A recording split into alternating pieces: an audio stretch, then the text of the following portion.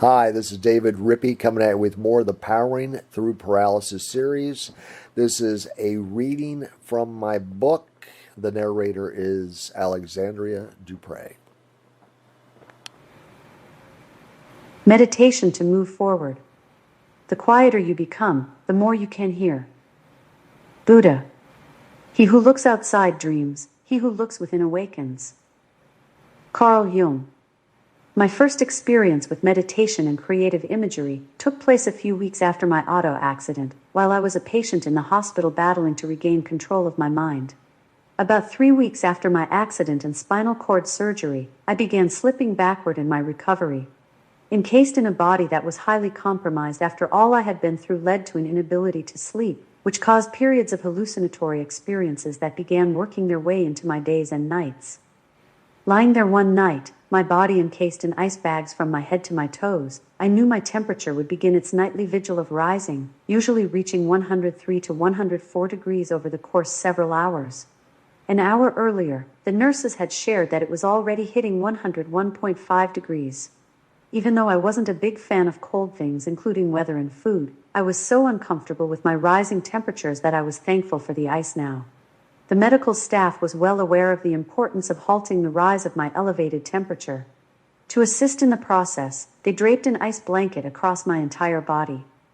As my temperatures rose over 102 degrees, my mind would begin to spin, and most nights when these fevers started, I would feel as if my body was on a lathe very similar to the tools used in a woodshop to fashion table legs out of wood.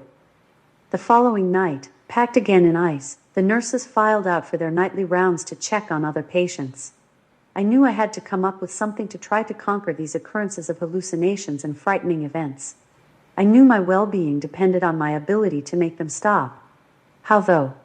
I had never meditated consciously in my youth, and was always on the move before the accident, never stopping to take any time to unwind mentally. I relied on leisure activities, working out, running, relationships, social events, or various forms of media distractions, to help me relax after a stressful week. I wasn't sure what to do as I lay there, but one night, I came up with an idea.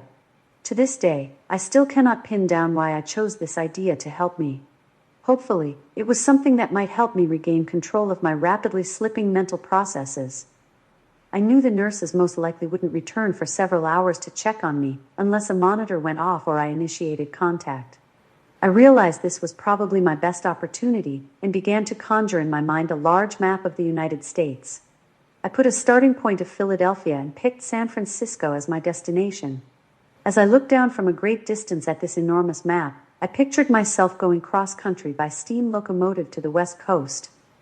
I chose San Francisco since I had been to the city numerous times. Several years earlier, while working on an oil tanker that traversed the West Coast from Alaska to Panama, one of our key ports was San Francisco. It was a lucrative opportunity, and it only set me back one college semester. I knew I would visit some cool ports in a couple of Latin American countries, so I eagerly signed on.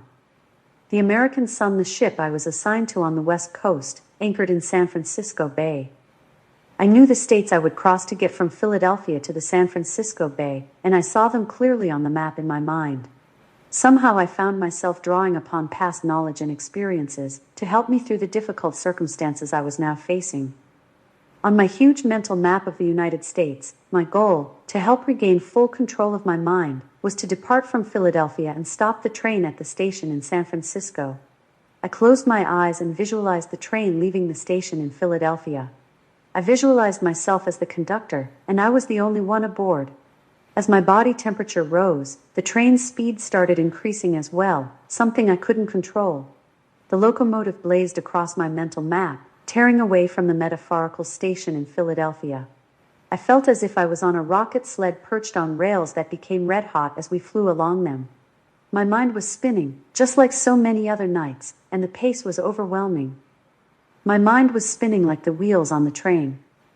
Incredibly, after a short time, I realized the imagery of the wheels on the train appeared to be matching my spinning mental state at the same rate and speed.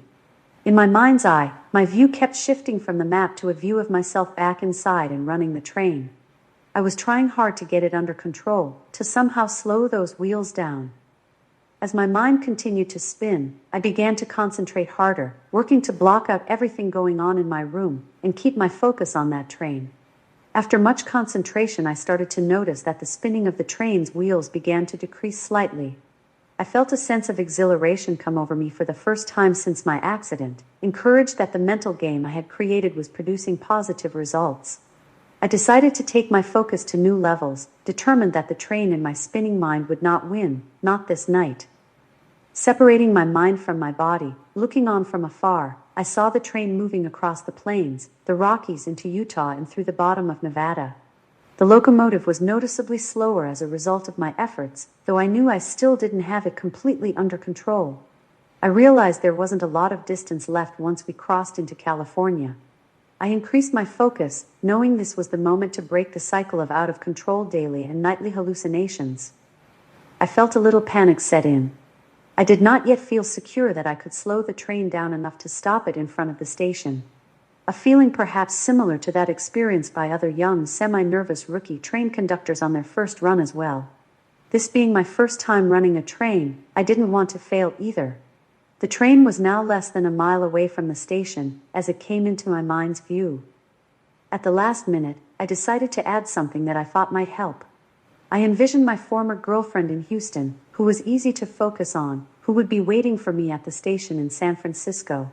Drifting into the old station, I visualized her standing there in a white dress. She was gently waving in what seemed a slower motion, her entire being noticeably subdued, as if all of time had found a more stable and passive place. While viewing the scene, I continued to focus on stopping the train entirely, though it was still moving, slowly rolling along, overshooting the station. I finally brought it to a stop about 50 yards past the station. I visualized myself jumping down out of the locomotive and running back to the station. I hugged my ex-girlfriend, and the imagery ended. The hallucinations and spinning in my mind, which had haunted me for so many nights and days, seemed to finally be gone. I lay there afterward contemplating what I had just accomplished. For the first time in a long, long time, I felt I was back in control, at least mentally. I never understood or figured out why I decided to visualize the map, the speeding train, and my West Coast destination, but somehow it worked for me. And I felt proud of myself. From that moment to this day, I have never again experienced those intense, out-of-control tricks one's mind can play on one's psyche when presented with challenging conditions. It worked well for me, and I'm sure many others have used creative imagery to accomplish a goal or to help move beyond difficult times in their lives. Daydreaming, hypnosis, and focused meditation, among other techniques, have proved helpful to many others as well to assist in the process of visualizing a brighter future, a more stable path than where they are now. Regaining control of my mind strengthened my ability to move forward dramatically. Most amazing to me was that, immediately following the visualization technique, I began to make greater progress with my other challenges. I found myself sleeping better, and my ability to cope and move on improved significantly. I have no doubt it was due to consciously shifting my mind's focus to overcome what I couldn't resolve through conventional means. After that experience, even though it was instrumental in getting me back on track, I didn't pursue meditation until years later. I was more focused on getting my career off the ground, and my energy and drive were geared primarily towards setting goals that would facilitate that outcome. Once I had settled into my career, I eventually found more time to return to meditation, among other things that would enhance my overall health and well-being. Meditation, Tai Chi, prayer, and yoga can help to create balance in your brain chemistry. There are many programs available across the country today to participate in meditation, either alone or with a guide. Guided meditation is commonly experienced in a classroom setting or from a guided meditation recording. Meditation is a good way to eliminate stress and anxiety and bring about positive changes in those who undertake it. New research supports the immediate benefits of meditation. A daily practice has been found to reduce sadness, stress, and anxiety, and to increase your mental skills, among other benefits. Even though my life was more complicated now as a result of the paralysis, meditation eliminated any stress or anxiety in my life over time. Trust me, meditation can take you a long way in helping to work through future challenges or traumas. Whether it was attendance calling off work, my chair breaking down, or the dozens of other hassles and challenges high-level paralysis brings, I was surprisingly relaxed through the majority of these potentially stressful episodes. Meditation was the key for me, and it led to other positive things as well. Studies on mindfulness interventions show these benefits can often be achieved in as little as 8 weeks. Meditation's impact longer term shows even greater promise. New research shows meditation could extend our lifespan and improve our cognitive abilities in our later years. Meditation is quickly becoming a part of the classroom. Meditation is currently being used in more and more schools around the globe, leading to fewer student absences and a higher graduation rate. Gurdjieff, visionary philosopher, described the human condition as such: we are each like a machine controlled by accidental shocks from the outside. This is what we must learn to overcome, the stress, fear, or anger that often trails closely behind sad moments or traumatic and challenging times. Personally, I found meditation lessens the typical shocks that can affect people with disability or disease, making problems easier to handle and think through with greater clarity and focus. Adding meditation to my life was like acquiring a good set of shock absorbers for my mind. A good analogy would be that an active meditative practice puts you in the league of modern technology, where you can design and build the best mental shocks you can get in a mind today. As opposed to never practicing and finding yourself bouncing around through life, jarred repeatedly and never quite gaining your balance, let alone finding your center. It would be similar to going through life trying to steer a mental Conestoga wagon over some harsh, unforgiving, and demanding terrain toward a destination that is much harder to achieve than if you had prepared mentally before and during your trip. The prior analogy might seem extreme to some. Perhaps the reader has found that they can skate through life with relative ease, challenging or not. Amazingly, I found the more I went inside myself through meditation, the easier my problems became. Years later, after meditating regularly, I found my setbacks and tough times less consuming and more just a minor nuisance, not an all-encompassing issue that left me panic-stricken or depressed. Meditation helped me continue my journey with greater strength, vision, and clarity. I find that 20 to 30 minutes twice a day produces some amazing benefits. I feel more relaxed and stressful situations take less of a toll. I worry less, especially about trivial things. I found I could think clearer and discover solutions to problems more quickly. The benefits of meditation seem somewhat mystical or magical, but the reality is we are all hardwired to produce the same results if we only try. There's no magic or secrets involved. Meditation will help you to rediscover the person you've always been. Discovering your true being allows you to look through clearer eyes that can find the truth and experience greater realities. It brings a sense of peace that is soul deep, undisturbed by the fracas and fray that swirls around all of us, whether on the news or in our neighborhoods. Knowledge can be communicated, but not wisdom. To gain wisdom requires utilizing knowledge to work your way through life's trials and experiences, good and bad. Today, there are many sources available to choose from and a multitude of meditation possibilities to develop your own abilities. Whether you find tranquility, peace, insight, or a reduction in stress and anxiety, meditation can open up doorways for you to improve your daily existence. A daily practice of quiet meditation allows a much broader way and a deeper perspective to approach problems. I found with meditation practice my focus grew significantly over time, reaching a place internally where outside distractions no longer had an impact, and I could zero in quickly on what I wanted to achieve. I suggest that you first find a quiet place, free of distractions. Then, make sure you turn off cell phones and other devices. Dim the lighting and set the room temperature to a comfortable level. Consider lighting candles, incense, or anything else that you enjoy to set a relaxing atmosphere. If you're outdoors, a beach, meadow, forest, park, or pond that is quiet and undisturbed provides an excellent environment to meditate. You may meditate quietly or have background music, white noise, or anything that produces a more relaxed state. Lay down or sit up, whatever is most comfortable for you. Take off your shoes, loosen clothing if it's restrictive, and remove eyewear. Bring a journal or recording device to detail your meditation session after its completion. When your environment has been changed to allow maximum benefit, you will be ready to begin. Start by inhaling slowly through your nose and exhale slowly through your mouth. Continue while relaxing your body at the same time. Start with your neck, working your way down your shoulders through your arms, down your back and torso, and down your legs to your feet. Visualize yourself lying there, witnessing your body sink deeper and deeper into a relaxed state. Allow your consciousness to guide your journey, continuing to slowly inhale and exhale, as you fall deeper into a more relaxed state. If you find yourself falling asleep, that's not unusual, especially during a longer meditation practice. Perfect for insomniacs too. Meditation is a great relaxation tool. Later, you will learn to separate to accomplish specific goals or view situations in a broader, more thoughtful way. The brain uses electromagnetic energy to function. Brain waves are electrical activity emanating from the brain and range from the high amplitude, low frequency delta waves to the low amplitude, high frequency beta waves. Brain waves will change during meditation. There are 4 categories of brain waves.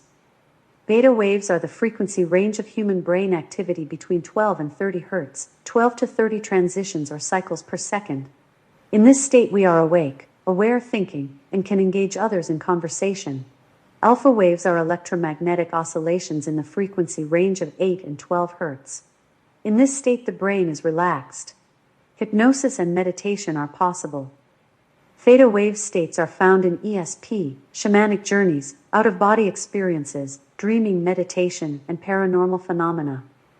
Delta waves range between 0 and 4 Hz. The deepest stages of sleep are associated with this range. I believe that meditating right before I fall asleep at night or upon awakening in the morning has been the easiest and most productive regimen for me. When I'm awakening, my mind is very relaxed, and I find it much simpler to control my meditative sessions, whether I am focusing on a goal or just want to achieve a much deeper and profound experience. It is a state where simple tasks become almost mindless, and it doesn't require you to be fully present, and examples would include knitting, driving down a very familiar highway, or brushing your teeth. This form of meditation in the theta state is often relaxed, and is typically a very active and non-judgmental mental state. Meditation has been found to increase activity in the left prefrontal cortex. If you discontinue meditation for some time, evidence shows that the effects still remain and will gradually diminish with time. Research conducted at UCLA suggests that continuing meditation positively thickens the brain and builds new connections between brain cells. With continual meditative practices, it has been found that the brain will process information faster. In studies, the longer a person meditated, the greater the brain's neuroplasticity changed for the better. Those that adopted a regular practice showed brains with more gray matter than those of individuals who did not meditate. As our brains do shrink with age, meditation may be one way to halt this process. Those who meditated between 25 to 30 minutes a day for 2 months had increases in areas associated with empathy, improvements in memory skills, and a notable reduction in anxiety and stress. Meditating does so much more than just make you feel good, happy, or calm. It makes you perform at a higher level, altering the structure of your brain in so many positive ways. I found meditation helped to restore my energy when faced with draining and challenging circumstances. Beautiful Buddhist shrine. Dharamshala is where exiled Tibetan leader the Dalai Lama resides. I have read that scanning studies of experienced Buddhist practitioners showed greater growth in the prefrontal cortex, an area responsible for empathy, self-control, and balanced decision-making. Regular meditation practice reduces the amygdala, the fight or flight area of our brain. Buddhists who had meditated regularly for years were less likely to be upset, angry, or agitated than those who did not practice meditation regularly. During meditation, it is not unusual for people to experience a sense of detachment and decrease in spatial awareness. New research into meditation is beginning to provide compelling evidence that correlates with what Buddhist practitioners of meditation have maintained for hundreds of years, that by employing forms of mental discipline and meditative practices into your daily life, you can change the workings of your brain, and that a consistent practice will allow you to achieve higher levels of consciousness. Previously, before the advent of brain scans, physical measurements of these amazing changes were not possible. More and more correctional institutions are introducing meditation as a means of stress reduction for their inmates. At more and more federally funded agencies that specialize in helping victims of violence with signs of PTSD, the results have been nothing short of amazing. Besides assisting incarcerated individuals, those exposed to domestic violence, human trafficking survivors, and many living with traumatic experiences are being helped through adopting meditative practices. Transcendental meditation (TM) is one method of meditation introduced to the world in the 1960s by Maharishi Mahesh Yogi. Roughly 60 years later, many swear by it as a powerful tool for personal transformation. California's public education system is introducing TM programs into their schools, finding it can help students broaden their focus. Participants reported an improved quality of life, and most importantly, a renewed feeling of calm and peace. I found that meditation allows you to zone everybody and everything out. In a sense, you completely detach for the 20 to 30 minutes that you are meditating. You are still in your physical environment, but you're more relaxed, free, and able to separate temporarily to a more profound state. Upon completion, you're able to tackle the day with greater clarity, drive, and focus. Meditation can produce an incredible range of health benefits. It continues to gain attention as a means of solving many personal problems and even addressing social issues. I know that it has personally helped me when contemplating how to solve a particularly difficult situation, not unusual for one with a disability or disease. Recently, some schools have tried mindful meditation as an alternative to detention with incredible results. The schools participating saw a drastic reduction in various disciplinary measures, including suspensions and detentions. Researchers are now looking into alternatives to prescription pharmaceuticals as a treatment for childhood ADHD. They are finding that a regular meditation practice can completely prevent the need for pills in many children. It's working to improve their lives, and it's helping them develop their sense of self. The benefits for people in stressful situations cannot be overstated, and we are only rediscovering what some ancient cultures have known for thousands of years. The human body is equipped with spiritual anatomy that is activated when we turn within and intentionally silence the mind, opening ourselves to the inner worlds of human consciousness. Most people who try meditation initially have problems staying centered and difficulty keeping their mind chatter at a minimum. I was no exception, and initially my mind wandered quite a lot. If you find you are drifting mentally and need to get back to center, go back and concentrate on your breathing. Only look at distractions, thoughts or unfinished business as bubbles passing you by, and work hard not to allow them to invade your mind or space. Stay detached, and go back to observing your mind and emotions instead of attaching yourself to them and enabling them to drag you away. With practice, you will find yourself less distracted and rarely dragged away by a train of thought or find yourself on a roller coaster of emotion, which often happens when early into a meditation practice. It is part of the process. After several years of meditating, I found myself able to maintain focus more easily, and fortunately, today I'm rarely distracted by external events or thoughts unrelated to my meditation session. This is why the art of bringing ourselves back to center is so crucial, for it has profound repercussions in our lives as well. The more often we practice, the better we become at remaining a detached observer and having a greater degree of presence and attention. Continuing to use a meditative practice will find your focus lasting stronger and longer. Meditation builds over time. If we stop meditating, we will lose the level of awareness that we had previously attained, at least to a point. We can recapture where we left off by renewing our practice again, and every time we direct our attention inward, our awareness of our true nature as unique beings becomes more apparent to us. With meditation, you will find that you will act and live more creatively and vitally with more freedom and power. We can choose the time to silently step away from everything around us and relax, not allowing ourselves to be manipulated by everything going on around us. When we can consistently meditate with purpose and vision, we will step on the path to our true freedom and liberation. In a meditative state, we are free of the distortions and upheavals that are taking place around the world, separate from the events, the opinions, and the limitations around us. Sadly, so many people get caught in patterns and habits that they know will only lead them down a path they have gone down before, which leads to a dead end. This has led them before to low emotional states, imbalance and limited, or non-existence, spiritual awareness, which only obstruct our growth and development. It takes time to develop our self-awareness and self-knowledge, to begin to recognize the path we should be on as a path that leads us to realize our highest potential, among so many possibilities. The hard part is finding the ability to avoid those actions and distractions that obstruct our path. Sometimes we'll find that we have fallen into that trap enough times but gotten out as well, showing us that we don't need to do so again. Meditation is essential for us to process internal information well consistently, helping us to cultivate a quiet and receptive mind. Meditation leads us to discover our true selves and spiritual awareness, and also contributes to returning us to center each time we are pulled away from ourselves. Over time, with a meditative practice, this process becomes infinitely easier, not easy, but easier because we have the right tools to get us back on the path each time we wander from our true self. Meditation always takes us home, back to higher consciousness and knowledge of our unbounded nature.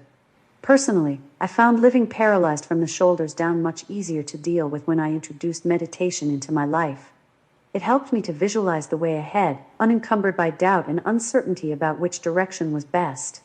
Meditation helped me to strengthen my ability to remain patient and more adaptable, bringing stronger coping skills and greater vision to my existence. Most importantly, it contributed to knowing myself on a deeper and more personal basis, leading me to find greater happiness and success.